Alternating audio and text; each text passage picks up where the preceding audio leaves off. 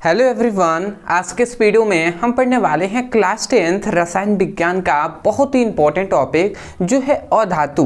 तो अधातु किसे कहते हैं, इसका परिभाषा क्या होता है और अधातु का विशेषताएं क्या होती हैं या इसका गुण क्या होता है, आज के इस वीडियो में हम पूरा डिटेल में इस पर एक्सप्लेन करेंगे।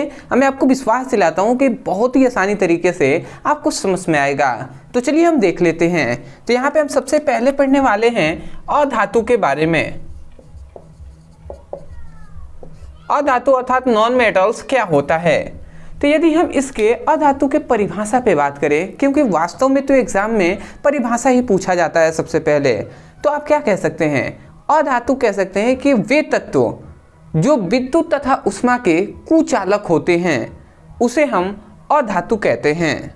समझ में आया। देखिए हमने क्या कहा, हमने कहा कि ऐसा कोई भी तत्व हो, ऐसा कोई भी तत्व जो क्या है, जो विद्युत के, पहला विद्युत तथा दूसरा ऊष्मा, विद्युत तथा ऊष्मा के क्या है, कुचालक हो, कुचालक। अब आप कहेंगे भैया कुचालक का मतलब क्या होगा, तो कुचालक का मतलब होता है कि ऐसा कोई भी तत्व जिसमें विद्युत धारा और ऊष्मा दोनों प्रवाहित न हो, उसमें फ्लो न हो, तो उसे, उस पदार्थ को हम क्या कहेंगे, अधातु कहेंगे। जैसे कि लकड़ी आपने देखा होगा ना, एग्जाम्पल दैट आपने लकड़ी देखा होगा, तो जो सूखी हुई लकड़ी होती है उसमें विद्युत धारा प्रवाहित नहीं होता, तो वो क्या कहलाएगी, जिसमें विद्युत धारा प्रवाहित नहीं होगा।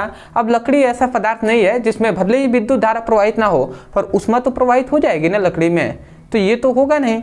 तो जो क्या होगा, विद्युत तथा ऊष्मा है, जैसे लकड़ी में विद्युत धारा प्रवाहित नहीं हुए, तो इसी प्रकार बहुत से पदार्थ है, जैसे हाइड्रोजन है, ऑक्सीजन है, कार्बन है, ठीक है, ये सभी क्या है, ऐसे पदार्थ है जिसमें विद्युत भी और ऊष्मा, जैसे कि उसको गर्म करेंगे तो गर्म नहीं होगा, ऐसे जो पदार्थ होते हैं, ठीक है, वो सभी क्या कहलाएंगे, वो सभी अधातु कहलाएंगे।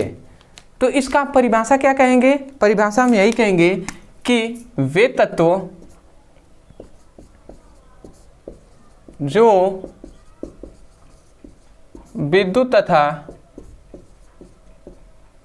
ऊष्मा के कुचालक होते हैं उसे हम क्या कहते हैं, उसे अधातु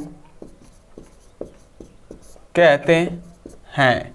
तो अधातु का हमने परिभाषा लिख दिया है। यदि हम इसके उदाहरण पे बात करें तो उदाहरण बहुत ही सिंपल है, कार्बन हो जाएगा, हाइड्रोजन हो जाएगा, ऑक्सीजन हो जाएगा, सल्फर हो जाएगा, Br भी हो जाएगा, ETC। ये सभी क्या हैं, ये सभी जो क्या है अधातु के एग्जाम्पल है। इससे पहले हमने धातु के बारे में पूरा डिटेल में हमने आपको एक्सप्लेन किया था, तो चैनल पे आप जुड़े होंगे तो आपको वीडियो जरूर आप देखे होंगे, ठीक है। अब आता है कि अधातु की विशेषताएं।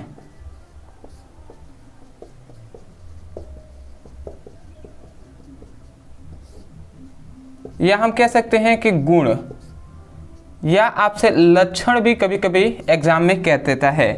तो अधातु की विशेषताएं कहें, गुण या लक्षण, ये सभी बात एक ही हैं। तो इसमें आपको सबसे पहले आपको विशेषता इसका पता होना चाहिए कि जो अधातु होता है, अधातु में हमें सबसे पहले इसकी परिभाषा से ही हमें क्या पता चला कि जो अधातु होता है ये विद्युत तथा ऊष्मा के कुचालक होते हैं। मतलब इसमें विद्युत धारा भी प्रवाहित नहीं होगी और ऊष्मा भी प्रवाहित नहीं होती है। तो यही इसका गुण सबसे पहला हो जाएगा कि यह, हम लिखेंगे क्या, कि यह लिखेंगे, यह विद्युत तथा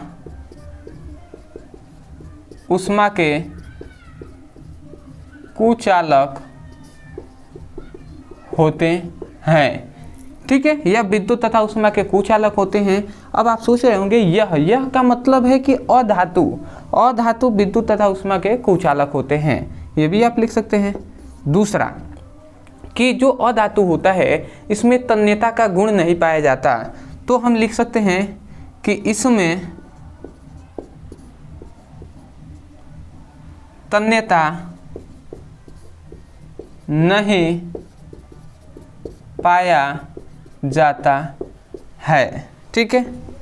अब आप सोच रहे होंगे तन्यता, ये तन्यता का मतलब क्या है, हमें ये पता नहीं है, तो आप बताइए तन्यता। तन्यता नहीं समझ पा रहे हैं? तन्यता का मतलब होता है कि ऐसा कोई भी अधातु है, उसको यदि हम खींचते हैं तो वो टूट जाएगा। ऐसा नहीं कि उसको खींचेंगे तो लंबा हो जाएगा, ठीक है। यदि उसको हम पीटते हैं तो पीट कर हम बहुत ज़्यादा लंबा कर सकते हैं, ऐसा अधातु में पॉसिबल नहीं है, जबकि धातुओं में पॉसिबल है, ठीक है।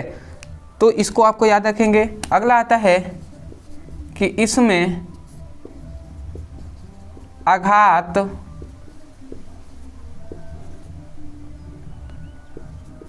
आघातवर्धनीयता पाया जाता है। सॉरी, आघातवर्धनीयता नहीं पाया जाता है। ये मतलब आप समझे, मतलब अधातु जो होता है उसमें आघातवर्धनीयता नहीं पाया जाता।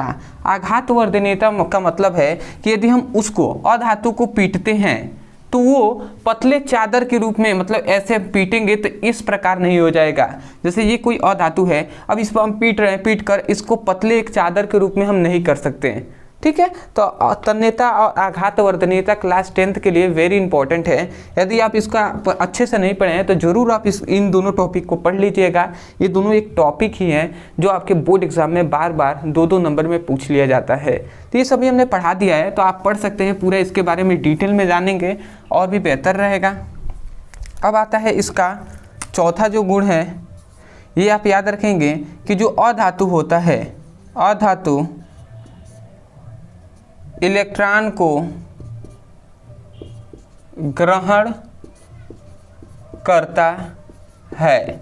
जो अधातु होता है वो इलेक्ट्रॉन को ग्रहण करता है, अपने अंदर लेता है, और जो अधातु होता है भंगुर होता है।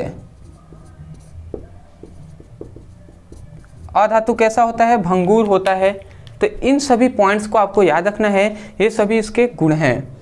तो आशा करते हैं कि जो अधातु है इसको अच्छे से आपको समझ में आ गया होगा। तो मैं यही कहूँगा, यदि आपको समझ में आया है तो चैनल को से जुड़ जाइएगा, चैनल को जरूर सब्सक्राइब कीजिएगा, क्योंकि आगे ऐसे ही सभी इंपॉर्टेंट टॉपिक होंगे, वो सब आपको कराया जाएगा। और अंत में हम जब आपका बोर्ड एग्जाम आएगा तो सब अच्छे से आपकी तैयारी कराई जाएगी, जिससे आप अच्छे नंबर से आप पास हो सकें, ठीक है। अदरवाइज यदि आप भी क्लास 10th का फिजिक्स, केमिस्ट्री और बायोलॉजी का बेसिक से पढ़ाई करना चाहते हैं, शुरू से चैप्टर वाइज, तो डिस्क्रिप्शन में लिंक हम दे देंगे क्लास 10th का फिजिक्स, केमिस्ट्री और बायोलॉजी का। उस पर आप क्लिक करेंगे तो आपको पूरा वीडियो मिल जाएगा चैप्टर वाइज, तो वहां से उसके अच्छे से पढ़ाई भी कर सकते हैं। तो आशा करते हैं आप समझ के होंगे। तो चलिए दोस्तों, आज के लिए इतना ही, मिलते हैं एक और बेहतरीन टॉपिक के साथ। तब तक के लिए धन्यवाद। जय हिंद, जय भारत।